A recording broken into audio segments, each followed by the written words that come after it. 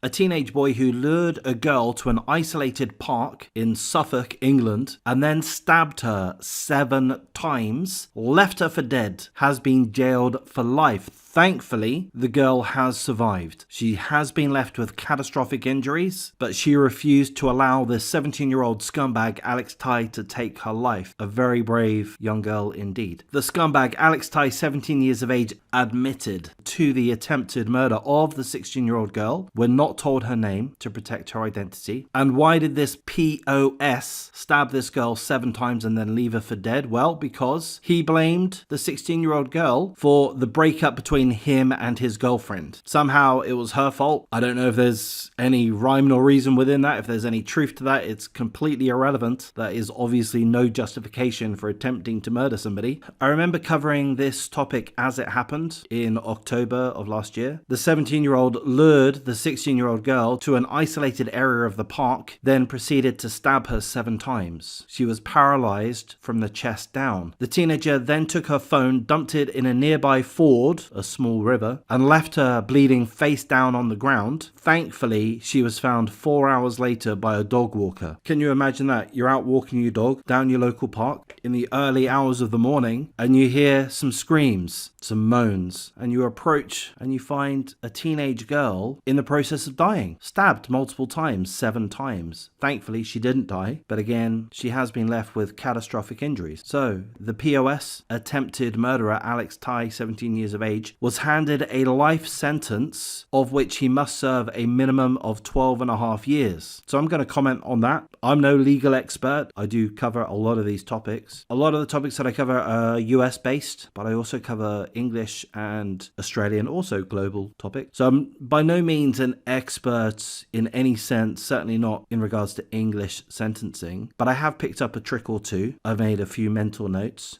And one of those mental notes is that England's sentencing system is effed. Choosing to use my words carefully because I don't want to be blocked by YouTube. I'm no longer on TikTok, by the way, been kicked off of that. But anyway, yeah, sentencing in England is effed, and this is a good example of that. I applaud being handed a life sentence. That's the right thing to do, England, Suffolk authorities, whichever judge it was that decided to sentence this scumbag to life in jail, life in prison. I applaud that. That part, good. Double thumbs up from me. Of course, the victim is not going to be healed by such a sentence. The victim still has to continue their life with these catastrophic injuries. The family of the victim will still need to continue to trudge through the trauma that has been bestowed upon them in terms of the whole shock of having their loved one being attacked in such a violent, murderous way, leading to catastrophic injuries. Her family has still got to be there, by choice of course, to provide love and support to their child,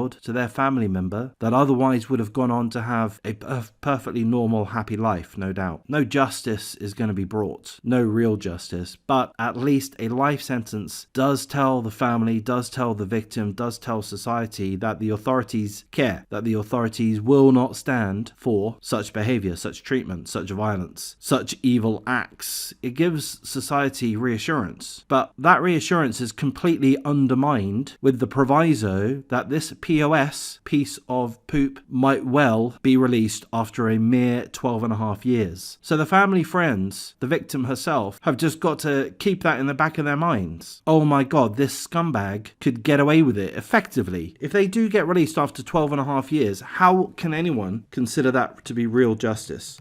So I think the parole system within England is inadequate. Life sentence meaning life sentence. Life sentence meaning perhaps minimum 25 years. I'd go for that, but not a minimum of 12.5 years. I mean, I'll throw in there that I'm not a fan of the taxpayer having to pay huge amounts of money to incarcerate any criminal. It costs way too much. But, you know, there's never going to be a death penalty in England again. We're told that after being stabbed 7 7 times, the victim was determined not to die. She was successful in holding on to life, waiting, praying that someone arrived to offer her help. They did. The dog walker, 4 hours later at 6 a.m. Yeah, she was discovered at 6 a.m. So well done to that dog walker. The dog walker did the right thing, called emergency services. I don't know what assistance he or they were able to provide directly, but presumably they did what they could, and thankfully she did survive. So again, she showed herself to be an extremely brave young lady. She's suffering catastrophic injuries. We're not told of a GoFundMe. The girl has chosen to remain private, confidential at this point in time, which is a bit of a shame. It would be good if it was possible to have a GoFundMe arranged in such a way that would fully maintain confidentiality. I would imagine that a GoFundMe would